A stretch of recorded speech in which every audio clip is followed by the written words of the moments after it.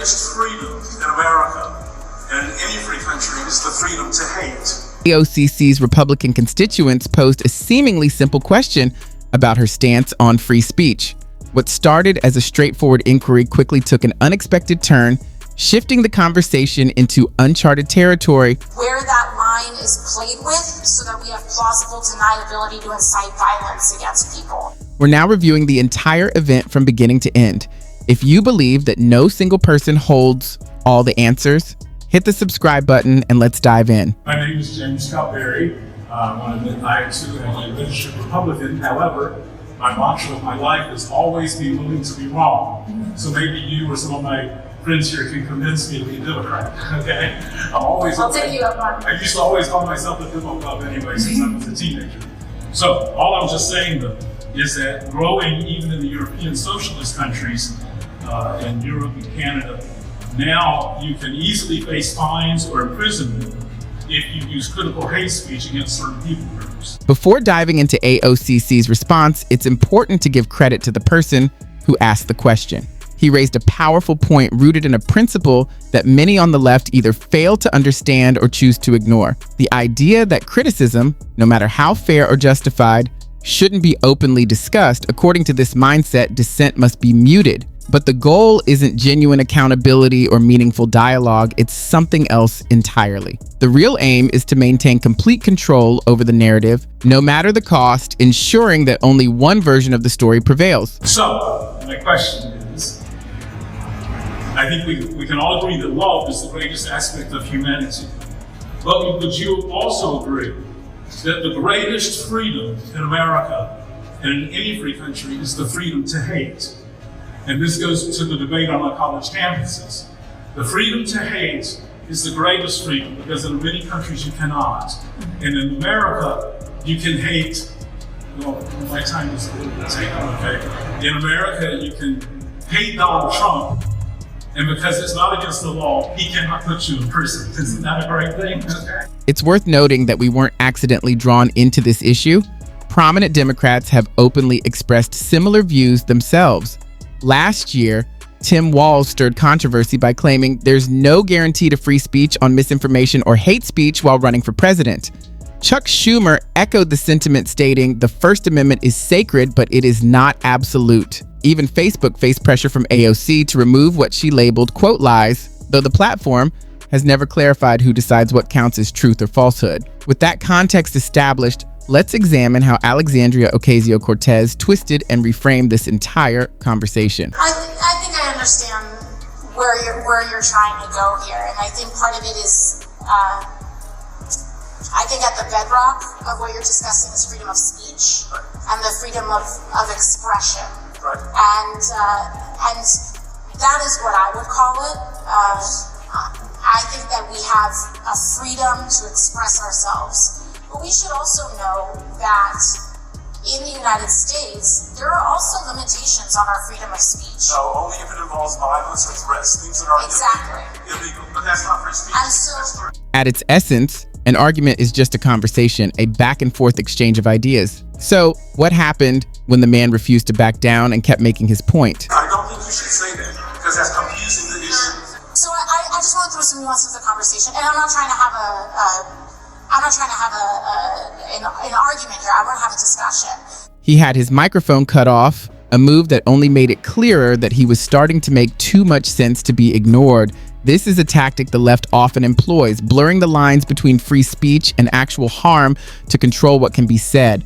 As a result, even basic constitutional rights become harder for people to understand. A recent Ipsos survey found that most college students now think hate speech and threatening speech should be banned on campus. The distinction is obvious. One can be a serious crime while the other is explicitly protected by the First Amendment.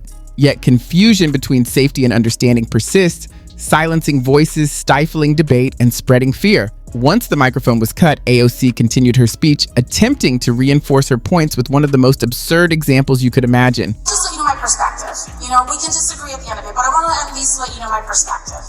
My perspective is that we absolutely have a protected freedom of speech. Someone can say, I hate so-and-so, and that is protected speech. When we think about one of the landmark freedom of speech cases brought down by the Supreme court.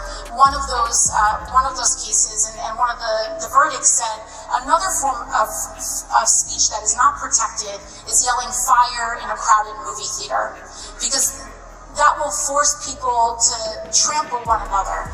And so that's not protected speech. By now, the irony practically writes itself. She offered other examples of what she considered beyond the limits of free speech while completely sidestepping the man's original question. Rather than confront the issue directly, she circled around it, transforming the discussion into a lecture that tackled everything except the point at hand. And despite her attempts to make it seem like a complex philosophical problem, it wasn't.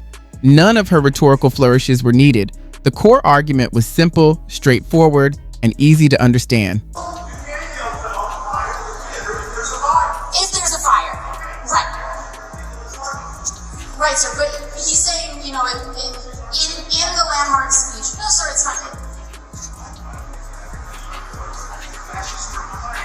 Oh, sir, no, it's, and you can turn his mic on, you don't have to cut it off. I did not ask him to have it. No, it's totally fine. The First Amendment states, Congress shall make no law respecting an establishment of religion or prohibiting the free exercise thereof, or abridging the freedom of speech or of the press or the right of the people to peacefully assemble and to petition the government for a redress of grievances. Strip away the legal phrasing and the message is clear. The government does not get to decide what counts as acceptable speech. This principle underpins the entire argument, yet instead of confronting it, the discussion was steered towards safer political ground. Still, the man didn't let it slide. He cut through the diversion and pushed back, keeping the focus where it belonged. Where I do get concerned is where that line is played with, so that we have plausible deniability to incite violence against people. I don't think that the president should have tweeted that video that he tweeted. Do I think he should have gone to jail for it? Absolutely not. But I don't think he should have done that. I think that by endangering Congresswoman Omar, he was playing with this line. And well, I disagree. She endangered herself, okay? That's not endangerment. That's showing the truth. So showing the truth is endangerment. Is inciting violence to show the truth.